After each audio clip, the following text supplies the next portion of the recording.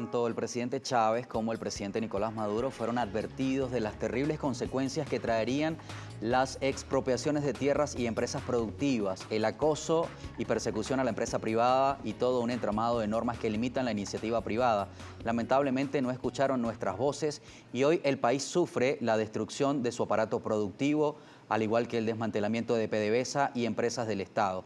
Esto es parte del documento que presenta hoy el Movimiento al Socialismo Más en su aniversario número 50. Y para esto hemos invitado a Segundo Meléndez, presidente de esta organización con fines políticos.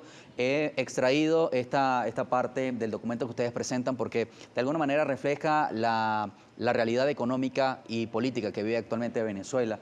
Celebran ustedes 50 años de trayectoria en el país. ¿Cómo lo están haciendo? Y por favor ampliar el contenido de este documento. Buenos días, Zair. Buenos días, amigos. Muchísimas gracias por invitarnos hoy en el aniversario del MAS, 50 años. Pocas organizaciones en Venezuela, organizaciones políticas me refiero, han llegado a cumplir 50 años de actividad permanente y consecuente. El MAS es una organización que ha luchado por los derechos de los ciudadanos, por la libertad, por la justicia social. Hemos tenido altas y bajas, como decíamos. Hemos cometido errores, hemos tenido aciertos, hemos tenido éxitos y fracasos, pero hemos permanecido durante 50 años en la lucha, de manera permanente, de manera constante, comprometido con el pueblo de Venezuela. Por eso hoy lamentamos que este aniversario se esté cumpliendo en un momento de los peores que ha vivido nuestro país. Lo que acabas de leer es parte de un documento que estamos presentando hoy a la sociedad venezolana y particularmente a las organizaciones sociales y políticas, donde expresamos nuestra visión de las graves circunstancias que vive el país y de la necesidad de enfrentarnos. Nosotros decimos que hemos tenido o tenemos el peor gobierno de nuestra historia, porque no es posible que con los recursos, con las posibilidades, con el poder político que ha dispuesto este gobierno, se haya llegado al grave deterioro de las condiciones de vida venezolana que estamos viviendo. Lamentamos también que la visión que tienen los gobernantes no se corresponda con la realidad. Veíamos al presidente Maduro recientemente decir que en Venezuela había un 2% de pobreza crítica y un 10, no sé cuántos por ciento de pobreza en general, cuando la verdad es que hay más del 90% de pobreza y 70 y tantos por ciento de pobreza crítica. ¿Miente el presidente? A esos niveles nunca había llegado el país. Creo que el presidente no vive la realidad y lamentablemente eso ocurre en los regímenes autoritarios. Los grupos de poder se aíslan de la realidad, se aíslan de la sociedad y piensan que las cosas son distintas. Creen que los venezolanos están viviendo las mismas condiciones de vida que ellos viven, que viven de verdad en condiciones de vida infinitamente superiores a las que puede confrontar cualquier venezolano. La clase media, particularmente en Venezuela, se ha empobrecido aceleradamente y los pobres son cada vez más pobres. Eso es lamentable. Pero por otra parte, decimos en ese documento que los venezolanos reaccionan. Más del 80% de los venezolanos rechaza al régimen. Lamentablemente no ha tenido, o los grupos que han tenido la oportunidad de dirigir a esos sectores descontentos, a esa oposición, no han sabido hacerlo. Han vivido de fantasía, se han aislado también de la realidad y han venido haciéndonos un conjunto de propuestas que no han constituido sino un fracaso. El documento Nosotros dice, señalamos que estamos también frente a la peor oposición. Sí, precisamente. Ese es el peor drama gobierno de y la peor Venezuela. oposición, dice el documento. El peor gobierno y la peor oposición. ¿Qué hay que hacer frente a eso entonces? Frente a eso hay que hacer un gran esfuerzo por unir a los venezolanos, por darle cauce a ese descontento, por darle cauce a ese rechazo que existe sobre el régimen. Y la primera tarea, según nosotros, según nuestra opinión expresada en ese documento, es de que hay que hacer un gran diálogo entre los sectores opositores, sin exclusiones, con la presencia de todos, con la participación de todos, teniendo como norte, como interés a Venezuela. Es un diálogo para construir una estrategia compartida, una estrategia común. Aquí no podemos seguir viviendo esta división, esta confrontación entre sectores de oposición. Hay que unirse, hay que conversar para llegar a un acuerdo sobre una estrategia que podamos compartir. Nosotros señalamos que esa estrategia tiene que estar dentro de los cauces democráticos, tiene que ser democrática, pacífica y tiene que ser electoral. Y no hay razón para que no sea así, porque si el 80% de los venezolanos rechaza a este gobierno, indudablemente que no habría posibilidad, si tenemos una estrategia común compartida con ese propósito, no habría posibilidad que por muy tramposo, por muchas irregularidades, por mucho ventajismo del gobierno, nos pueda derrotar. El gobierno es perfectamente derrotable por esta oposición y creo que esa es la tarea que nos tenemos que imponer los venezolanos. Usted habla de unificar la estrategia y una estrategia común. Ahora le pregunto, ¿cuál sería el objetivo común, por lo menos desde la perspectiva del MAS? ¿Que el presidente Maduro reoriente su política o que se vaya? Bueno, mira, en lo inmediato está planteado luchar por mejorar las condiciones de vida de los venezolanos. Es dramática, como decía, la situación que viven los venezolanos. Y en consecuencia, eso implica que hay que procurar que aún este gobierno entienda esa situación y mejore las condiciones de vida. Por eso nosotros hablamos de un diálogo como una tarea importante, un diálogo con el gobierno para discutir la situación, para buscar puntos de encuentro que nos permitan mejorar la situación de los venezolanos. Pero en definitiva es necesario cambiar el rumbo, pero ese cambio hay que hacerlo por la vía democrática, por la vía de la participación de los ciudadanos. Voy a permitirme leer un comentario, una pregunta de nuestra audiencia que comienzan a llegar a través de Twitter a esta hora de la mañana. Ramón Ramos, el líder, le pregunta, usted dice que estamos frente a la peor oposición. Le pregunto, ¿qué errores se puede autorreconocer el MAS de su accionar político y qué se atreve a rectificar y qué propuesta presenta a los demás partidos? Y yo le preguntaría si ha sido un error apoyar por lo menos inicialmente al presidente Chávez.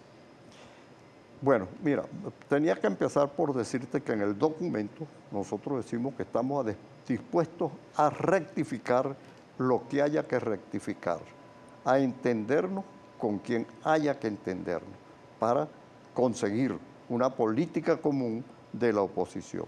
Sí, en relación a la otra pregunta, te diría que sí, fue un error del MAS apoyar al presidente Chávez. Cometimos el error de creer que era posible que el presidente Chávez tuviese un comportamiento distinto, tal como lo prometió en las conversaciones previas al apoyo que hicimos con él. Lamentablemente no fue así.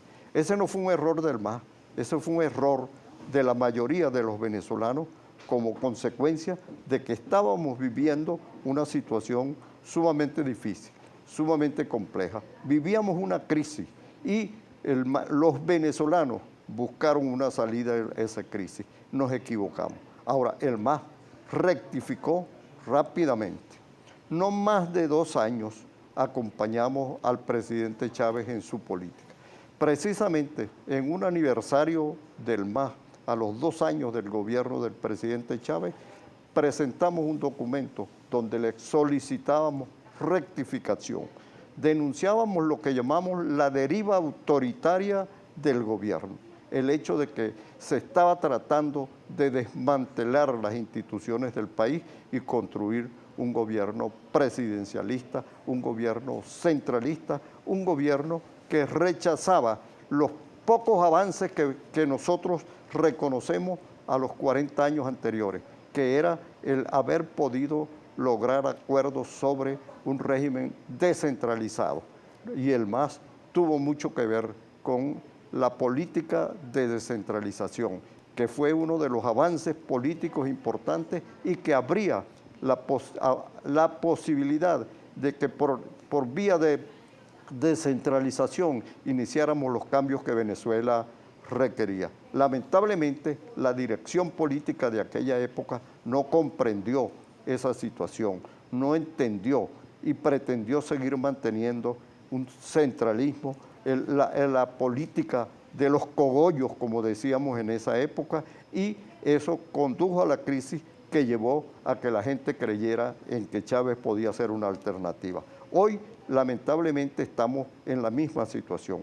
Un gobierno centralista, un gobierno autocrático, un gobierno que habla de participación, pero es como aquello que se dice jocosamente, participación significa yo te participo, no el hecho de que la gente realmente esté presente, activando en el desarrollo de las políticas. Ese precepto constitucional de democracia participativa protagónica, entonces no se ejerce Eso en Venezuela. no funciona, eso es simplemente palabras para la galería, no hechos reales.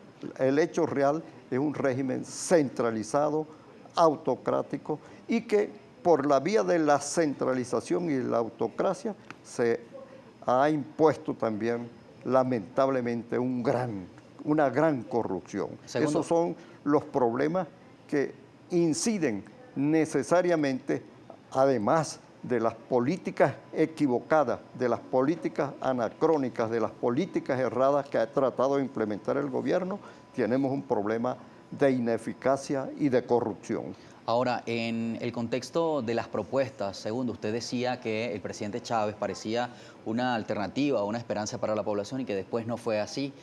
¿Qué opción tiene Venezuela en este momento con una oposición fracturada y el peor gobierno de la historia, como usted lo afirma? ¿Qué se debe hacer? ¿Hacia dónde encaminarse?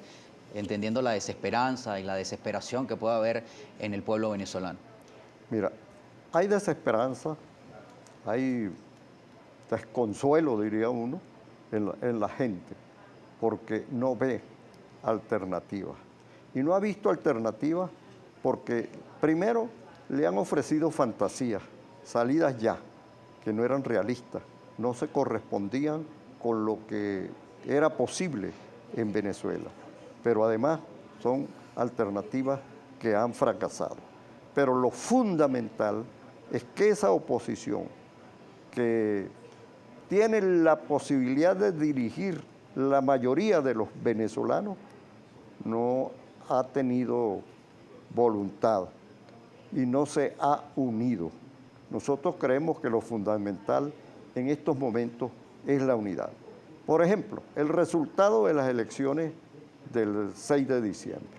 El resultado de las elecciones de diciembre era previsible que la oposición saliera derrotada por varios factores.